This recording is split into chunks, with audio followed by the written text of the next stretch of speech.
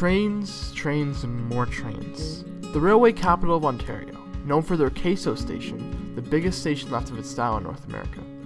At one point, their trains took their population from 1,700 people to the 39,000 people we have today. But over time, the city became less known for their excellent trains. What used to be hundreds of trains entering a day became the rare train arriving to stop traffic and annoy city patrons. Stacy Hayhoe and Maria Fialos came together to create something to remind everyone what makes their city so unique. St. Thomas, the demographic we saw was changing.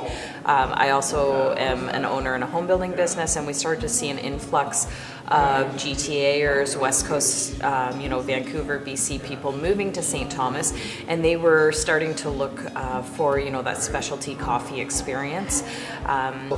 As we saw the younger people moving to St. Thomas, we noticed that there was the opportunity for a place like Streamliners to start up and exist and be supported by longtime residents and new residents. Our goal was to create a community, a space where people felt very comfortable to come in and try a new coffee experience and not be intimidated by what we were doing and how to order. And we really believe that serving somebody a cup of coffee is a very intimate experience, and we wanted you just to feel like you were a part of our home, a part of our family, that we know you by name, and that you feel just really welcome when you come here, and that you're part of a really good coffee movement as well. So Maria and I were neighbors. That's how I first met her. So in 2010, 2011, I moved across the street from her, and it kind of started with her husband giving me free samples of her coffee to try, and then us transitioning into having her coffee, to the point that my oldest son, when he was about 4, started going to have a cup of Miss Aria's coffee on her front porch most nights after dinner. So I started to learn about what Maria was doing and how her coffee was imported, and I just started to really take an interest in this whole what we call direct trade coffee. And so I'd been home, Maria brought her roastery to St. Thomas, and when that happened, people started looking to have a cup of her coffee in a cafe. So Maria and I started talking about the opportunity to open this place. I had been home for 10 years with my kids, and so we decided that the momentum was there, the demographic was changing, and now was our time to open Streamliners.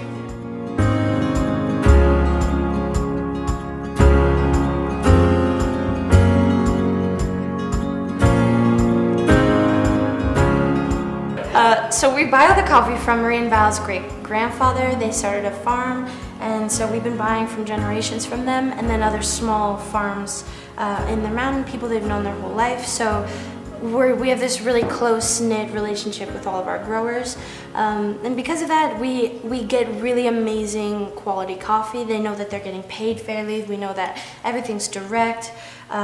It's a great little system we have going. So we get all the coffee from Nicaragua, and then it's kind of like apples. You get all these different varieties, and then our job is to make sure that we are roasting each variety to highlight the best qualities that it has. Each bean has their own different intrinsic flavors, so that's where our job comes in, and just kind of exploring those flavors, seeing whether a certain bean does really well light or dark, or it's just our job to discover those things. So in the process of that, we do lots of coffee cuppings, which is basically just a coffee tasting. So just like if you're drinking wine or beer, you need to be able to taste your product and see how things are developing. And another thing people forget is coffee's a fruit, so it's aging over time.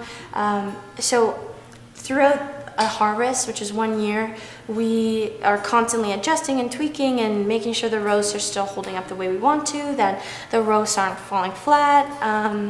So yeah, just a lot of tasting, a lot of sensory development. We do a lot of, we'll have lots of food set out and taste a blueberry, taste a strawberry, evaluate what that's actually doing in your mouth, because we're also familiar with food, but it's placing the texture with the coffee. And if we have an amazing coffee with I don't know, chocolate and blueberry notes, we want to make sure we're roasting it to highlight the chocolate and the blueberry, and we're not burning off the blueberry or, you know, underdeveloping the chocolate, you know? So it's just this balancing act that we do. So that's what we do here. You good to go? Our goal at Las Chicas, I guess, would just be putting out the best product we can. There's so much bad coffee on the market, so it's kind of our job to, you know, we're getting the best coffee coming out of Nicaragua. Our growers work so hard to create this product for us, so it's almost our responsibility to us to make sure that we're roasting it the best that we can and making sure that all of our customers are getting the freshest coffee and enjoying it at home, and making those notes simple and clear for them to understand that you will taste this if, you know, you brew it this way. So our goal is just making sure that people are getting the best product that people before us have worked so hard to do, and I think that work is often forgotten in the world of coffee. So we do a lot to ensure that our growers are being paid fairly, that the product is being sold to people who respect our coffee and are going to brew it with excellence. So yeah, it's just kind of a full circle thing. A lot of the money goes back to the farms to keep it sustainable, so it's just kind of this whole chain that we're just kind of dead middle of. Okay, so for us, I mean, coffee growers around the world universally are completely underpaid, and they're living in third world countries, so it's you know, these farmers need that money to live, and a lot of times farmers aren't even making it through a whole year with the money they earn from coffee, so they're forced to go into these other, you know, whether they're beekeeping or, you know, growing crop, they're forced to make other incomes where, you know, in Canada we would never, if we didn't make enough at the roastery, we would just do things to the roastery to make more money, you know what I mean? So it's so easy in the chain of coffee for cafes to overcharge their coffee, for roasters to overcharge for, you know, the beans they're buying, and the growers are always the one being cut off. And in 25 years, the price of coffee is actually lower than it's ever been, and in the course of 20 years, the coffee should be triple where it is right now. So that's a huge issue that not a lot of people know about, and it's really complex and confusing. So we try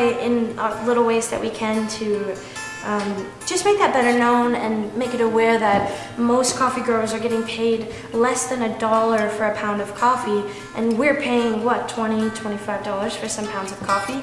So we work hard to make sure that we pay, you know, more than average for our growers, because we get so much credibility and, you know, rewarded for the coffee that we roast, but they aren't getting rewarded so much at the farm. So that's really important to us. We've known these guys forever, so the relationships just go back to just paying respect to the people who are making this product. I did work at Streamliners. We've been pretty busy, so not so much now, but I try to get over there once a week to work at that cafe and kind of see the other end of things. I mean, I'm by myself roasting all day, and I love what I do, but it's fun to go to the other side of things and see customers' reaction to the coffee and drink the coffee and kind of touch that end face to face and kind of see, okay, everything I'm doing at the roastery is, you know, snowballing to these smiles of people in the morning getting their coffee. So it's amazing.